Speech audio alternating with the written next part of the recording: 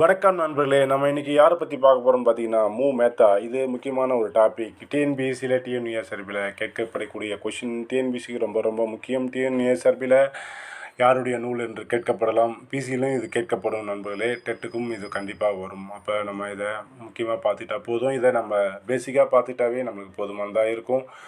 இப்போ முழு பெயர் இவரது முழு பெயர் முகமது மேத்தா. இவர் பிறந்தது தேனி மாவட்டம் பெரியகுளத்தில் 5/9/1945 பிறந்தவர்.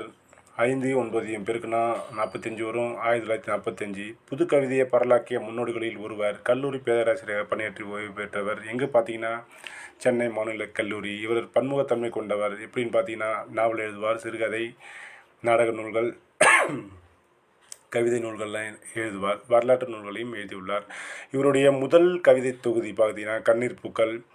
இவருடைய தமிழக அரசின் பரிசு பெற்ற நூல் ஊர்வலம். மரபு கவிதை நூல் மனச்சிறகு. இவரது கவியரங்க கவித்தொகுதி முகத்துக்கு முகம். சிறந்த சிறுகதை அவளும் நட்சத்திரம்தான். வரலாற்று நூலான சோழ நிலாவை ஆனந்த வீரன் எழுதி வந்தார். சாகித்ய அகாடமி விருது 2006 ஒரு எந்த நூலுக்காக பெற்றார் பார்த்தீங்கன்னா, ஆகாயத்துக்கு அடுத்த வீடு. இவர் படிம கவிஞர் என்று அழைக்கப்படுகிறார்.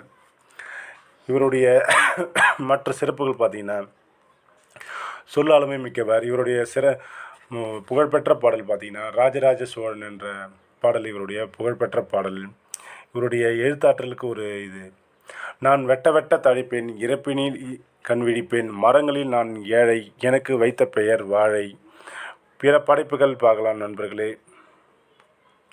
இவருடைய நாவல் பார்த்தீங்கன்னா, சோழ நிலா, மகுடன் நிலா.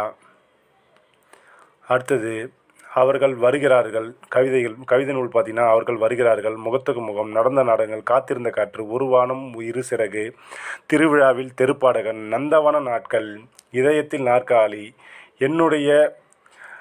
என்னுடைய போதி மரங்கள், கனவு குதிரைகள், கம்பன் கவியரங்கில், என் பிள்ளைத்தமிழ், ஒற்றை தீக்குச்சி, மனிதனை தேடி, கலைஞருக்கும் தமிழ் என்று பெயர், கனவுகளின் கையெழுத்து, நாயகம் ஒரு காவியம். பிற படைப்புகள் எல்லாம் இவருடையது. அடுத்து இவர் பெற்ற